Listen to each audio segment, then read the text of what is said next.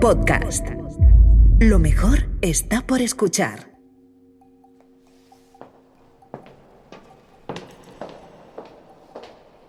Cuando el museo cierra sus puertas, no todo es absoluto silencio. Las paredes tienen mucho que contar.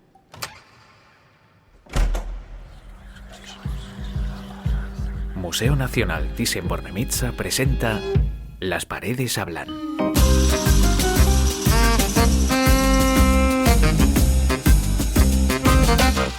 ¿Qué contarían los cuadros si pudieran hablar?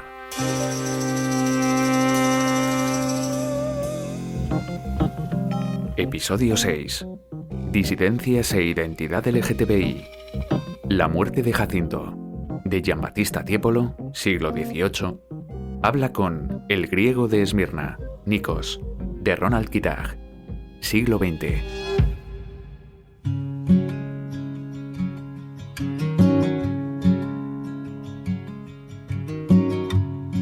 ¿Imaginas tener que vivir sin ser tú? ¿Ser obligado a abandonar quién eres para encajar en un mundo que te da la espalda? Pues esta es y ha sido la realidad de las personas del colectivo LGTBIQ+, cuya lucha por reivindicar su identidad y salir de los márgenes todavía sigue viva. Y es que en pleno siglo XXI todavía necesitamos dar voz a quienes han estado silenciados durante siglos, aquellas y aquellos cuyos puntos de vista han sido ignorados en el mejor de los casos y terriblemente castigados en el peor de ellos. Para descubrir más sobre la representación de la identidad LGTBIQ+ en la cultura actual, escuchamos a la escritora Inés Martín Rodrigo. Yo huyo de las etiquetas, tanto en la vida como en la literatura, que es mi otra forma de existir. Reducen, constriñen y lejos de liberar, limitan. Pero soy consciente, como todos los que hemos crecido sintiendo que no encajábamos en eso que llaman normalidad, siempre normativa, de la importancia de la reivindicación en el camino hacia la ansiada igualdad. Nunca me he sentido parte de ninguna comunidad, jamás me he identificado con un movimiento, como mucho con el feminismo, pero para mí es un modo de ser y de estar, de habitar el mundo en pos, como digo, de la igualdad. Bastante he tenido con construir una identidad propia, más difícil de sostener incluso que la habitación desde la que escribo. Sin embargo, reconozco y reivindico la importancia de la cultura, de los libros, del arte, del cine, como espejo en el que reflejarse para poder reconocerse. Por eso, entre otras razones, escribí Una homosexualidad propia, un título que se sumó hace ya 2 años a esa biblioteca contemporánea que contiene las muchas realidades que se cobijan bajo el paraguas de las siglas LGTBIQ+. Los discursos actuales, libros como los míos, pero también de una multiplicidad de autoras y de autores muy distintos entre sí, son para mí una fuente de orgullo, ahora que estamos en un mes tan marcado por esa palabra. Los creadores, las creadoras, por fin somos capaces de expresarnos con libertad, de utilizar el lenguaje a nuestro antojo, de adaptarlo a nuestras necesidades vitales y narrativas. Y ojalá todo eso siga avanzando, que no se tope con la regresión que siempre sucede a toda etapa de progreso. Porque morir por ser quien eres y amar a quien amas es algo que todavía sigue ocurriendo. Y aquí, como siempre decimos, el arte es un reflejo de la vida. Por eso, ver en el arte del pasado otras representaciones de vida de las personas del colectivo alejadas de la represión nos hacen preguntarnos, ¿hemos evolucionado como sociedad?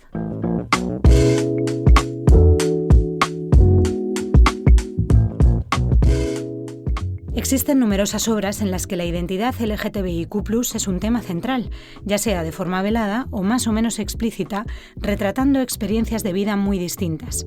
Hoy conoceremos 2, separadas por 2 siglos, y a sus protagonistas. Son La muerte de Jacinto, de Giambattista Tiepolo, que habla con El griego de Esmirna, Nikos, de Ronald Kitaj. Saludamos a Jacinto en una situación un poco complicada. ¿Qué haces en el suelo? Te han herido, ¿no? Ay, Elia, no me hagas hablar. No veas qué dolor. Está mi padre aquí también. Y a ver cómo salgo de esto. Y lejos, en el espacio y en el tiempo, encontramos a Nikos Stangos, el joven poeta retratado por Kitaj. Hola, Nikos. ¿Qué haces arriba de esa escalera? Hola, Elia. Pues aquí estoy, en un burdel, así que mantengo las distancias.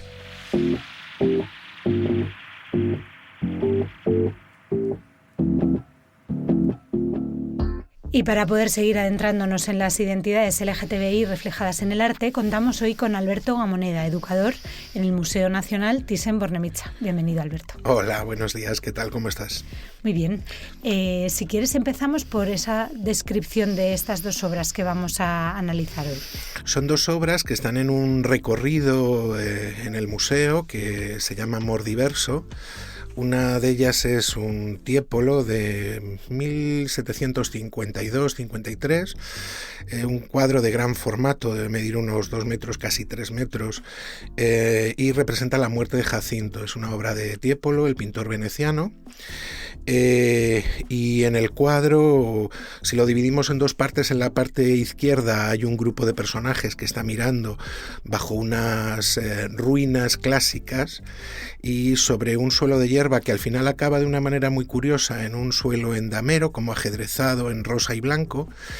Y en la parte derecha tenemos un portal también con un arco medio en ruinas, con un personaje que está cubriéndose de una manera muy teatral los ojos con el brazo derecho y con el izquierdo lo tiene levantado, el pelo blanco rizado con una corona de laurel, está mirando hacia abajo, no le vemos el rostro y está agachado como con un gesto de cierta desesperación sobre un personaje que está tumbado, un poco encogido sobre una tela naranja, tiene el pelo blanco, la piel muy pálida y ambos llevan el torso desnudo, tanto este primer personaje como él, este segundo que estamos hablando, y al lado tiene una pequeña flor blanca que es, bueno, en realidad no es la flor del jacinto, pero se supone que es la flor del jacinto, y junto a él hay dos pelotas, una raqueta de tenis en el suelo, sobre la hierba, mientras que se va convirtiendo en este suelo extraño,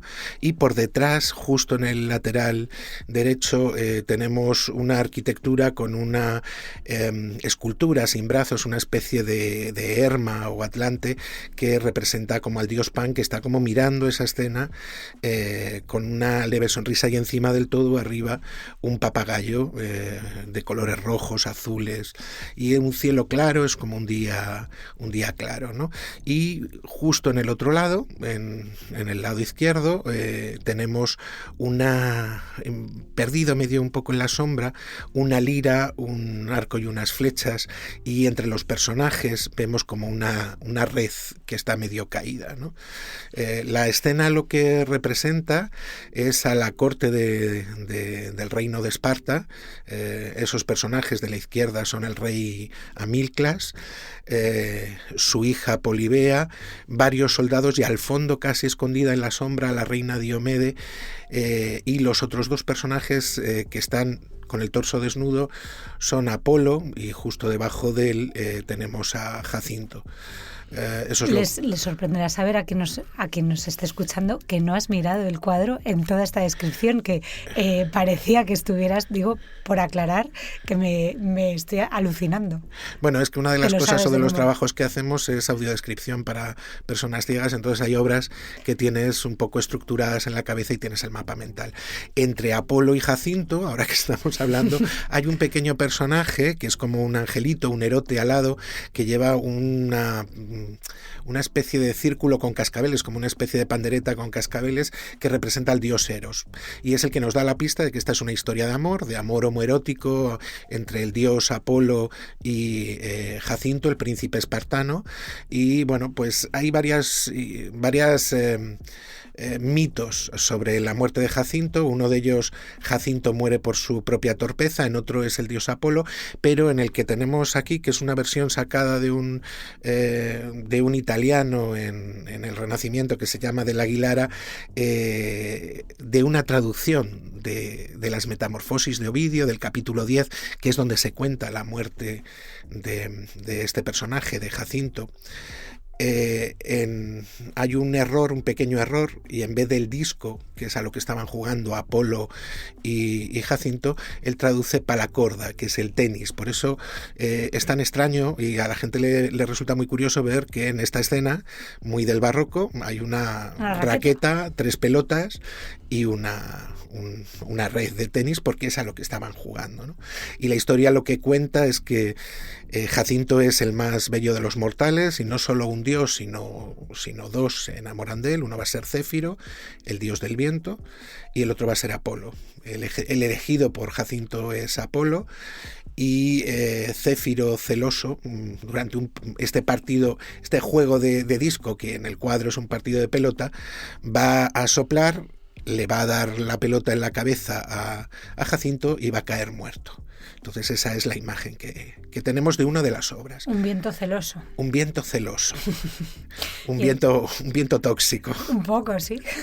Y en la otra obra que tenemos, que es de Kitag, si no me equivoco es de 1969, es un formato alargado, muy estrecho. Es grande también, muy alta, pero es un formato más estrecho, casi vertical, como si fuera una caligrafía, un rollo de papel. Y en él, en tonos verdes, vemos el interior de una escalera, como estas escaleras antiguas con barandilla de madera.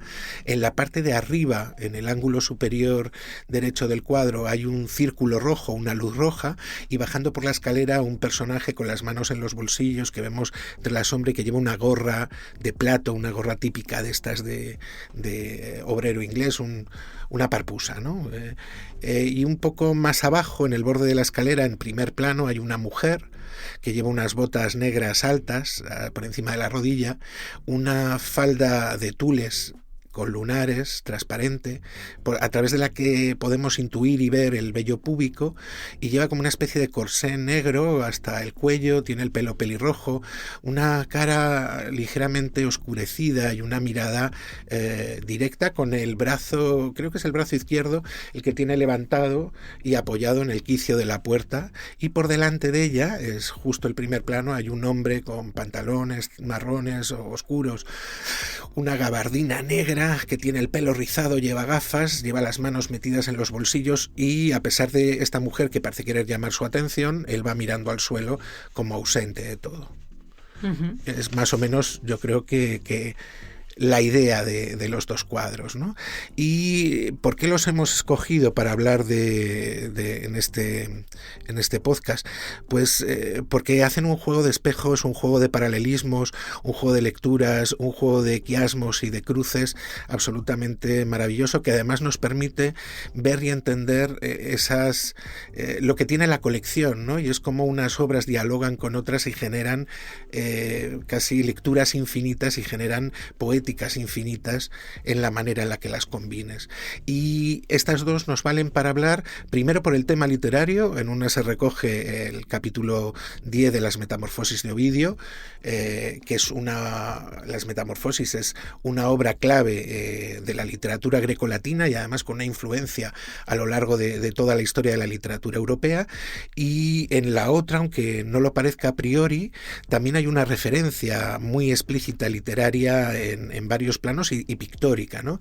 Es una obra de Kitag, que no lo hemos dicho. Kitag es un pintor americano que va a tener muchísima relación con Inglaterra y prácticamente va a vivir toda su vida en Inglaterra, al contrario que Hockney, del que hablasteis en otro podcast, que es un pintor inglés que va a cruzar el charco, ¿no? Y además Hockney tiene mucho que ver también con Kitag y con algunos de los personajes que están representados en esta obra, porque ese hombre del que hablábamos andando se supone que es un poeta alejandrino, un poeta helenístico que se llama Constantino Cavafis, pero la persona retratada en el papel de Constantino Cavafis es un compatriota suyo, un poeta griego también, que se llama Nikos Stangos, y Nikos Stangos va a ser muy importante en la década de los 60 y los 70 y los 80 por la edición de libros artísticos. Él va a hacer un trabajo propio como poeta, pero se va a publicar sobre todo en su lengua materna, en griego y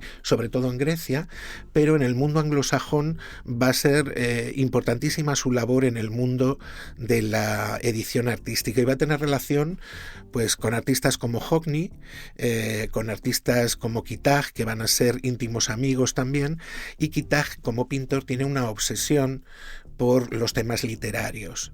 Entonces, bueno, pues tenemos además en el cuadro anterior, aunque es una obra barroca, una referencia a otro tema literario que es la ópera y los libretos de ópera, ¿no?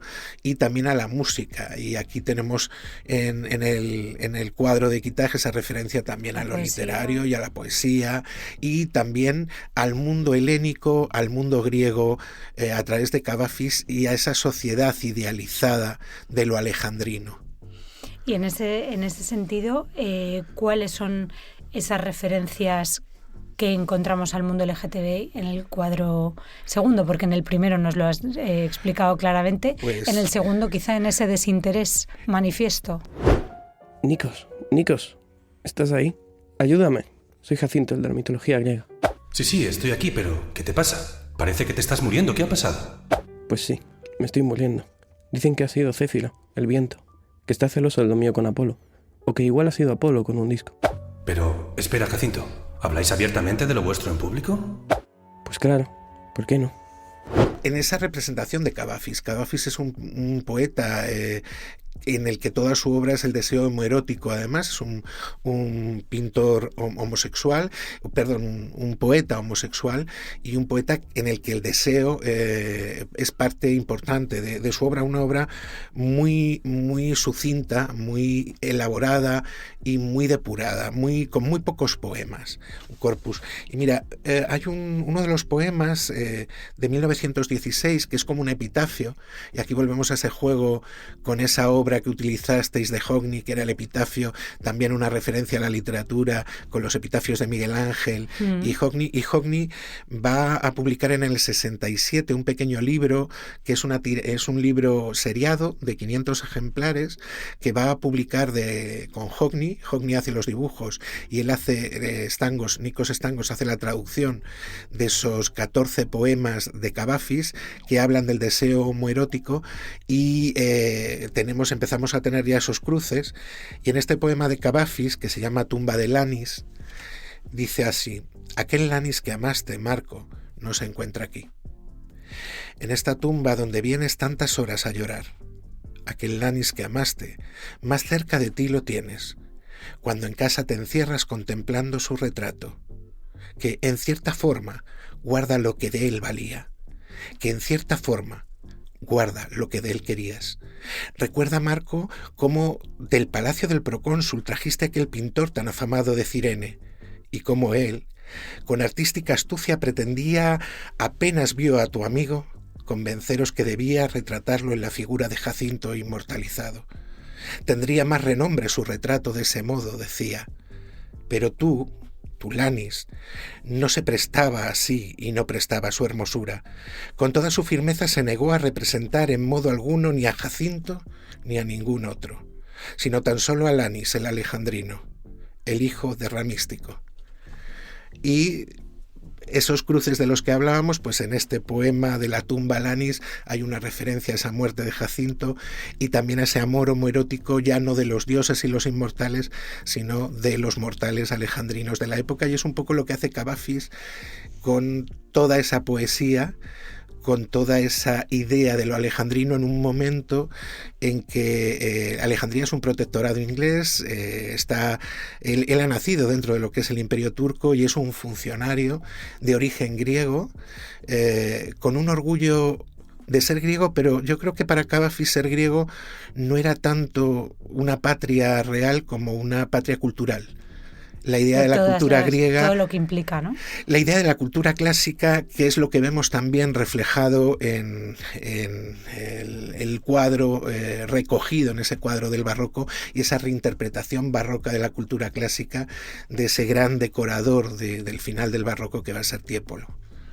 Pero hay que saber mucho para encontrar todas estas mensajes que dialogan entre sí, ¿no? En estas dos obras. O sea, que interesantísimo el ejercicio que estamos haciendo hoy, porque si no te tenemos aquí, esto no lo podemos Yo creo saber. que el problema es que vamos a los museos mal acostumbrados.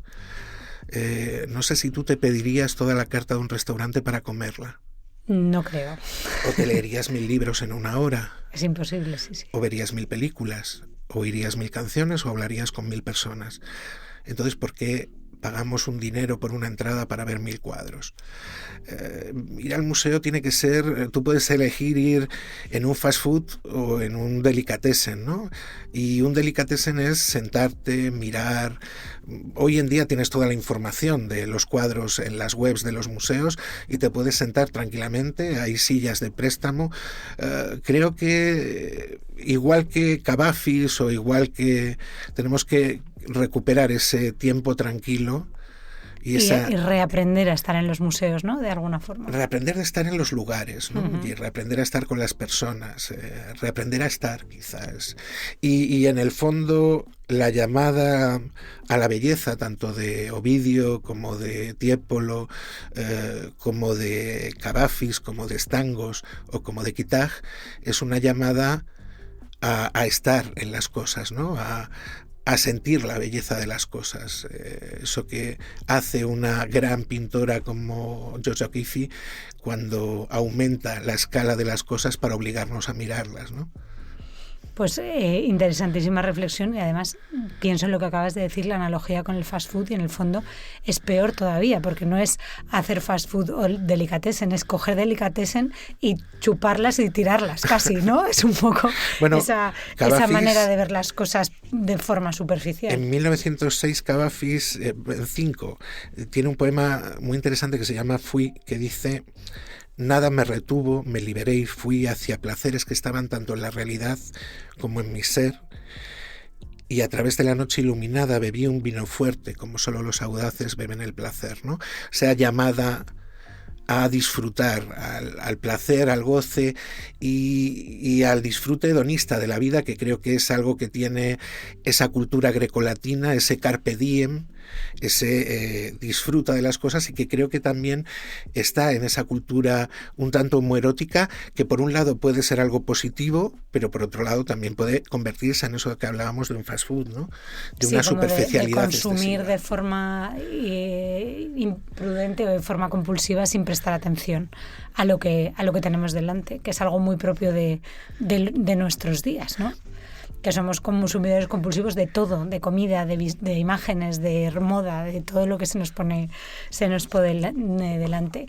En ese sentido, ¿cómo imaginamos la vida de estos protagonistas de estas dos obras? Porque precisamente creo que una de las diferencias importantes con la que tenemos nosotros es quizá esa vida más contemplativa, más pausada, en la que las cosas se disfrutan.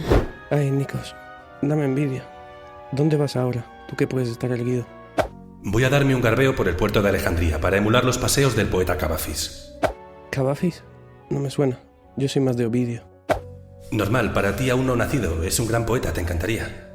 Claro, hay planos, no lo sé, porque este es un futurible, lo de imaginar la vida en otras épocas, al final siempre vas a tender, como decía Bergamín, si hubiera nacido objeto sería objetivo, pero ha nacido sujeto, ¿no? Entonces creo que un error que perdemos de vista siempre es que no miramos el mundo como es, sino como somos. Y es muy difícil entender cómo era el mundo griego, el mundo romano del que habla Ovidio, el mundo barroco del que habla Tiepolo, o quizá tenemos más cercano el mundo de los 60 de Kitag, pero el mundo alejandrino también es diferente y es inquietante, ¿no? En el mundo griego y romano, sobre todo en el griego, sabemos que las relaciones homoeróticas, tanto de hombres como mujeres, porque está claro, y nos tendríamos que preguntar por qué podemos encontrar relaciones homoeróticas en los museos entre hombres, pero ¿dónde están las de las mujeres? Y cuando aparecen las mujeres, aparecen a veces también muy invisibilizadas o camufladas, o muchas veces son dioses que se han transformado en mujeres para seducir a otras mujeres, ¿no?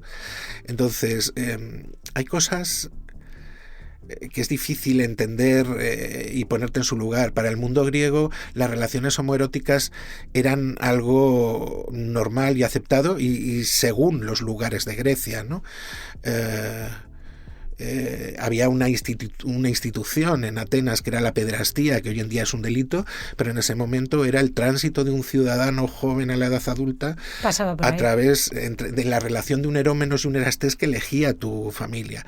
Pero si vamos a la poesía de Safo de Lesbos, ella es una pedagoga, quiere decir que los poemas amatorios, y está casada y tiene relaciones, y es curioso porque una de las teorías que hay en torno a quién encarga el cuadro de Tiepolo, que es el barón de Chamburlipe, que es un varón nacido en Londres pero relacionado con Alemania, que es toda esta línea de la línea Hannover alemana que reina en Inglaterra, es que es un aristócrata que tiene una relación con un músico español de ópera que se llama Domenico de Terradellas, que es el compositor de la Merope y sobre todo del Sesostris, que va a ser su ópera más famosa. Hoy en día prácticamente le hemos olvidado. Y lo curioso es que van a coincidir en Londres en torno al año 47, 46-47 están los dos, y hay una correspondencia entre ellos. Tengo por aquí algún extracto donde se intuye, tampoco podemos afirmarlo, donde se intuye que puede haber una relación entre el barón de Chamburlipe y... Dice en una carta a su padre en francés, que yo he traducido porque si no... Dice: mi maestro es un tal Terradellas que era maestro de capilla del Papa. Es el primer hombre de Italia, dice, sobre el Papa, especialmente para la Iglesia. Me tomó cariño y me enseñó con mucho afecto. Ahora es mi única ocupación. Me dedicaré preferentemente a trabajar algunas obras, y cuando él haya impreso sus obras, espero producir con más confianza y que nos las dedique. El barón de Chamburlipe tiene un acuerdo con este músico, con Terradellas, para que sea maestro de capilla en Alemania, pero al final no se sabe muy bien por qué, no acaban de encontrarse donde habían quedado y no llega nunca a ir, se vuelve a Italia y acaba muriendo unos años después con un poco de leyenda negra, un poco como aquello de Mozart, ¿no? Uh-huh. Una leyenda negra de que hoy en día sabemos que no es cierto, de que Jommelli, otro rival en la composición de ópera, le ha asesinado, pero bueno, parece ser que es una muerte natural. ¿Y por qué te cuento todo esto? Porque tanto el barón de Chamburlipe se va a casar posteriormente con una sobrina, va a tener una hija que luego van a morir, y es como que no hay un conflicto en determinados momentos entre tener relaciones homoeróticas o tener relaciones con hombres y si luego cumples tu papel social y no es un gran escándalo, uh-huh. ¿no? En el 19, por ejemplo, en Inglaterra había una legislación contra las relaciones homoeróticas o contra las relaciones homosexuales, pero sin embargo en los internados ingleses, y lo sabemos por la literatura de Foster, por obras como Maurice, es algo habitual, ¿no? Uh-huh. En ese tipo de relaciones. Por tanto, creo que lo que hay es como una especie de hipocresía, y yo ahí recuerdo una hipocresía social a lo largo de la historia europea en torno a la homosexualidad, tanto femenina como masculina, la femenina invisibilizada porque al final parecen hermanas o compañeras o amigas. Uh-huh. Y lo que creo es que recuerdo otra obra literaria que es Ana Karenina, ¿no?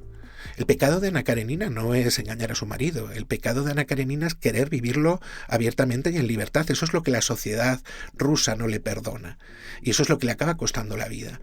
Entonces es un poco también lo que acaba pasando con Oscar Wilde en un momento determinado. Es su empeño en denunciar al padre de su amante lo que hace que al final la situación acabe cayendo sobre él, ¿no? Es algo conocido, no permitido, y esa es la sensación un poco con todo. Yo creo que el mundo griego y el mundo turco, el mundo egipcio en el que Cavafis vive a principios de siglo, tiene otra realidad. Cavafis no parece avergonzado, ni tampoco, aunque sea un escritor griego, no parece que tenga un sentimiento de culpa con las cosas. Entonces es algo... Pero ¿y si podemos encontrar cierto significado en el hecho de que el primer cuadro sea mucho más explícito en esa muestra de lo homosexual que el segundo, que aunque lo insinúa, no lo explicita de una forma tan evidente? Pero, espera, Jacinto, ¿habláis abiertamente de lo vuestro en público? Pues claro, ¿por qué no? Bueno, estamos ante un pintor en el que estamos ante un pintor que está ilustrando un capítulo de una obra literaria donde eso es habitual. A mí lo que me interesa es cómo este cuadro retrata los estereotipos de género del siglo XVIII. Y tal como se entienden en Venecia, o tal como se entienden en Europa, o en la Europa católica, o seguramente en toda Europa, ¿no? Diomede, que es la madre de Jacinto, es el personaje que dramáticamente daría más juego en una escena teatral. Está atrás la pobre. Está atrás, escondida. ¿Y por qué está atrás? Porque está desesperada y está mostrando su dolor. Mientras que Amilcas, que es el rey de Esparta, está en primer plano y parece que no le ha pasado nada. Con una cara impasible. Está impasible, sí. Le están agarrando el brazo como no te muevas. Y entonces es esa idea de el poder, el rey, el estar, el no mostrar, esa idea que yo creo que viene un poco también de la construcción del hombre europeo del siglo XVIII, de cómo tiene que ser, y para mí lo más fascinante es el cuerpo de Jacinto. El cuerpo de Jacinto, que lleva unas sandalias en un diseño absolutamente exquisito, con un cinturón muy, muy trabajado y con un cuerpo de una blancura absolutamente nibia. Parece una escultura. Parece una escultura. Y además en la posición es absolutamente andrógino y tiene algo casi de lo que hoy entenderíamos, de lo que en ese momento se entendía como femenino, ¿no? En la manera de cruzar las piernas, en la manera de estar, porque da la sensación de que al entenderlo como un objeto de deseo, no se entiende en ese momento que un hombre o el cuerpo de un hombre pueda ejercer como objeto de deseo, sino hay una mirada masculina y feminiza el cuerpo que es objeto de deseo. Entonces eso es interesante. Es interesante también en esas cuestiones estéticas. Luego, no en tanto en el ropaje, porque quienes va a desgraciarnos la vida a los hombres es un señor que se llamaba Brumel, que es el dandy que en el 19 cambia. Tenemos un cuadro en el museo que es el retrato de David Lyon, que es como el prototipo de moda Brumel, con la levita negra, el pantalón. Pero en el siglo XVIII los hombres llevaban tantos complementos o más y se maquillaban tanto más que las mujeres, y además eran atributos de poder, ¿no? Los tacones eran atributos de poder para los hombres en la Francia del siglo XVI. Y los terciopelos. Las pasamanerías. Entonces, bueno, pues cómo esas cosas cambian con el tiempo y son ideologías, ¿no? Entonces, a mí la reflexión que me sale o que me nace de todo esto es cómo por cosas que no son una realidad establecida, sino que dependen de la idea y la moda, la visión del género y la visión de la sexualidad ha cambiado con la moda, pues de repente se puede hacer sufrir a la gente por sus opciones o sus elecciones de vida, ¿no? Eso me parece una lectura interesante. En el caso de Kitaj, Kitaj está retratando unos amigos que están felizmente estangos. Tiene una pareja que es además maravillosa, que es novelista, que va a escribir y va a recrear roles de personas homosexuales en su literatura, tanto hombres como mujeres, con un punto muy interesante, y es que no son un estereotipo, sino que la homosexualidad puede ser de muchas maneras, de muchos tipos, muy ambigua. Hay gente que lo sabe, hay gente que no, hay gente que es bisexual, hay gente que no se siente cómoda con su sexualidad. En ese sentido de esta es la realidad. Y la realidad es mucho más compleja, mucho más gris, y ser homosexual no es una cosa definida. Es un detalle más, claro. Es un detalle más, y además es como ser mujer. Si yo te pregunto a ti qué es ser mujer, en el fondo es una idea, ¿no? ¿Y cuántas maneras hay de ser mujer?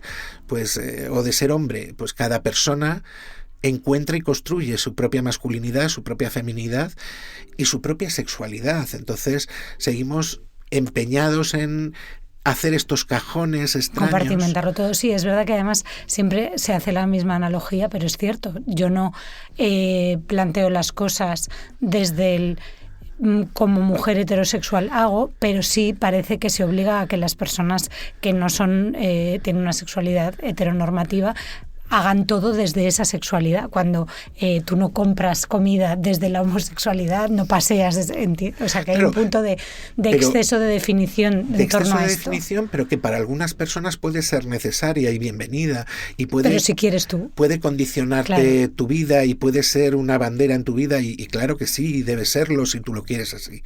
O sea, creo que cuando hablamos de estos temas, de lo que hay que hablar es del respeto, de la tolerancia y de la escucha, ¿no? O sea, igual que hablábamos de no hacer un fast food en la visita al museo, no hagamos un fast food en la categorización de quién o qué debes ser, ¿no? Dejemos que la gente encuentre su propia realidad, porque bastante condicionado ya estás por la realidad en la que naces y el medio en el que naces.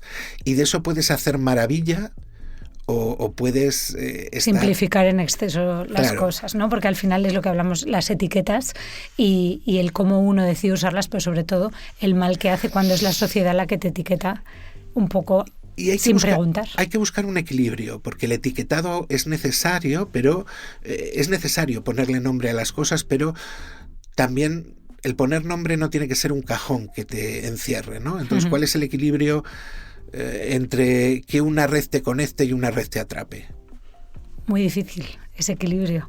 Por último, te quería preguntar cómo se aborda esta identidad a día de hoy en el arte actual, si crees que encontramos algo de las obras que hemos analizado hoy, si se ha evolucionado, si es mucho más complejo de lo que ha sido nunca. No sé cómo lo ves tú. Pues, es difícil la pregunta.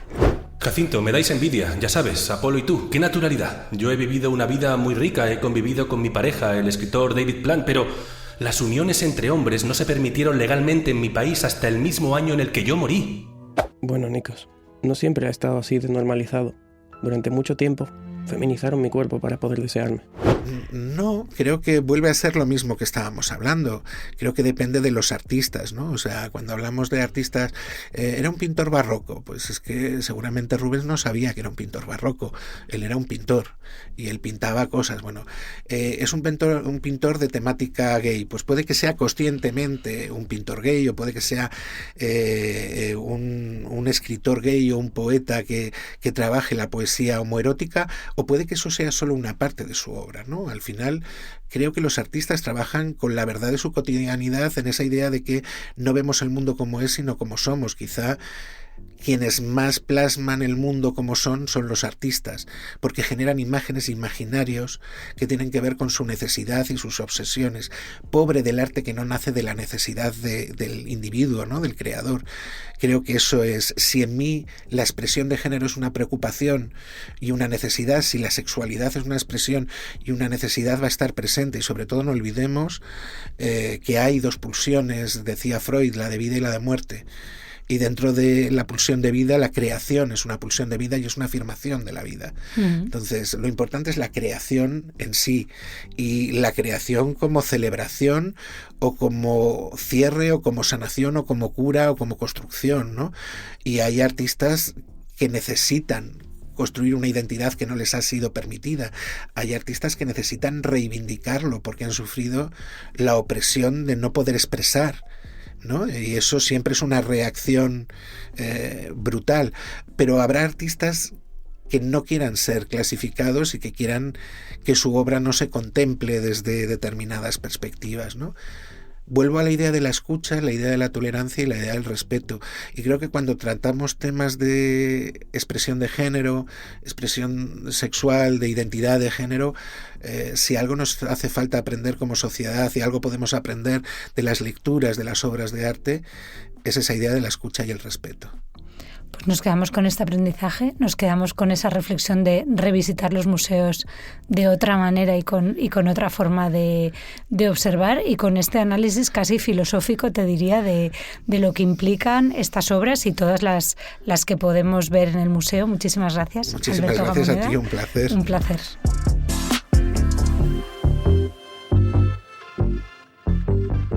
Vivir una realidad heteronormativa empuja muchas veces a tener que esconder quién eres y cómo te expresas.